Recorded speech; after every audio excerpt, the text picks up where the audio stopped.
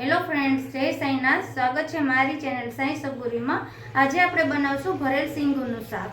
તો ફ્રેન્ડ્સ, આપણે સરગવાની સિંગુ લઈ લીધી છે. આપણે હવે દરવારી લેવાની છે અને થોડીક જાડીને એવી લેવાની છે. તો મેં આ 2 સિંગુ લીધી છે, તેમાંથી મેં ટુકડા કરી લીધા છે. તો તેમાં આપણે જોશે 2 ટમેટાની ગ્રેવી, આ ચવાણું લીધું છે. ઘણા લોકો તો લોટ શેકીને પણ કરે છે, પણ હું નવીન રીતે કરું છું. તો મેં ચવાણું લીધું છે અને આ પાઉંભાજી મસાલો છે, લીંબુનો રસ જોશે, આદુ મરચાંની પેસ્ટ છે, થોડા તલ સફેદ છે, માંડવીનો ભૂકો કરેલો છે અને કોથમીર છે. તો ફ્રેન્ડ્સ, આપણે આદુ મરચાં લસણની આપણે પેસ્ટ કરી લેશું. તો આપણે એમાં થોડું નિમક નાખશું એટલે ઉડે નહીં. અને હવે આને પેસ્ટ કરી લે, ખાંડી લઈએ. તો ફ્રેન્ડ્સ, તમે જોઈ શકો છો આપણે સિંગુના આવડા ટુકડા કરી લીધા છે અને આમાં આપણે ચેકા પાડી લીધા છે આ રીતે.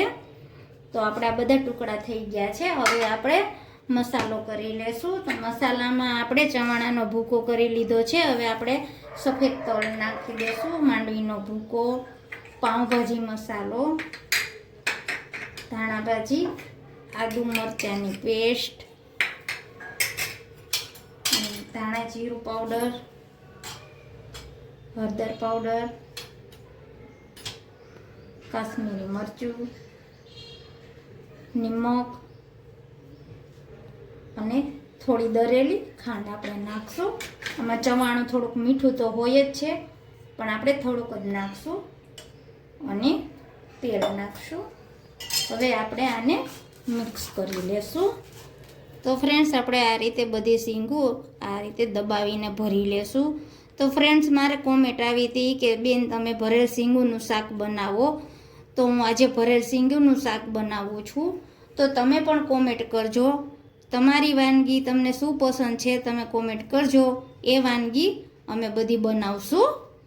તો ફ્રેન્ડ્સ, તમે જોઈ શકો છો આપણે બધી સિંગુ ભરાઈ ગઈ છે અને થોડો મસાલો પણ વધી ગયો છે. તે આપણે શાકમાં લઈ લેશું. તો આપણે ઝીણી ડુંગળી સમારી લીધી છે, લીમડાના પાન લીધા છે, ખડા મસાલા છે, લાલ મરચું સૂકેલું છે, તેજ પત્તું છે અને તજ છે.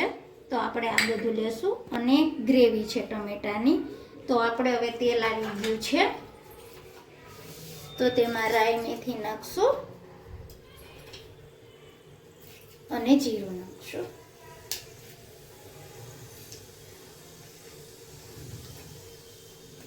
અને હિંગ નાખશું આપણે.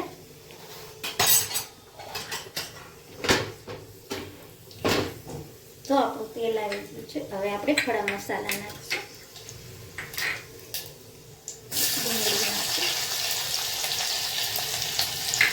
લીમડાના પાન નાખશું, હળદર,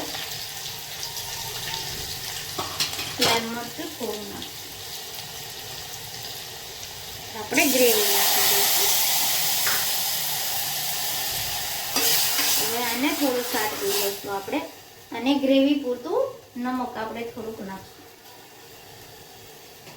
હવે આ ગ્રેવી આપણે થઈ જાય એટલે 5 મિનિટ રહેવા દેવાનું છે. તો ફ્રેન્ડ્સ, આપણી ગ્રેવી થઈ ગઈ છે અને તેલ છૂટું પડી ગયું છે.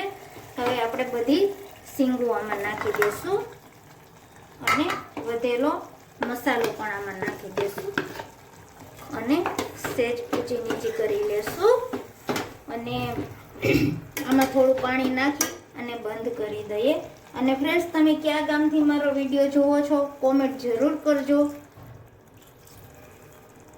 હવે આપણે કુકર બંધ કરી લેશું અને 1 સીટી વગાડશું અને બીજી હવા ભરાશે એટલે બંધ કરી દેવાનું છે.